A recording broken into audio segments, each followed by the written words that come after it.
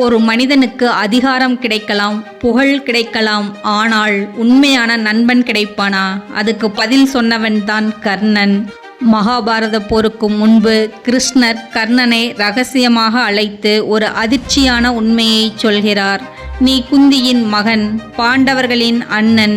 நீ எங்களுடன் சேர்ந்தால் இந்த உலகமே உன்னுடையது. அரசாட்சியும் புகழும் மரியாதையும் அனைத்தும் உனக்கே கிடைக்கும் என்றார். அந்த ஒரு நொடி கர்ணனுக்கு வாழ்க்கையே மாற்றிக்கொள்ளும் வாய்ப்பாக இருந்தது. யாராக இருந்தாலும் அந்த வாய்ப்பை பிடித்திருப்பார்கள். ஆனால் கர்ணன் மட்டும் வேறுபட்டவன்.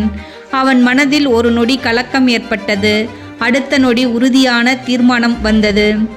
என்னை யாரும் ஏற்காத நேரத்தில் என்னை ஒரு ராஜாவாக மதித்து உயர்த்தியவன் துரியோதனன். அவன் தவறு செய்தாலும் அவன் என் நண்பன். இப்போது நான் அவனை விட்டு சென்றால் அது வெற்றி இல்லை, அது துரோகம் என்றான்.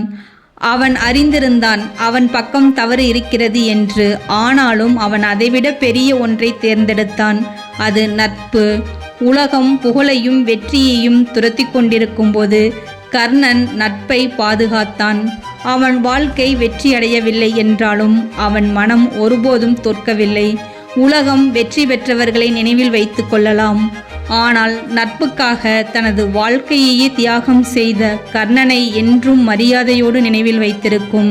இப்பொழுது சொல்லுங்கள், நமக்கு கர்ணன் மாதிரி ஒரு நண்பன் இருக்கிறானா, அல்லது நாம் யாருக்காவது கர்ணன் மாதிரி நண்பனாக இருக்கிறோமா?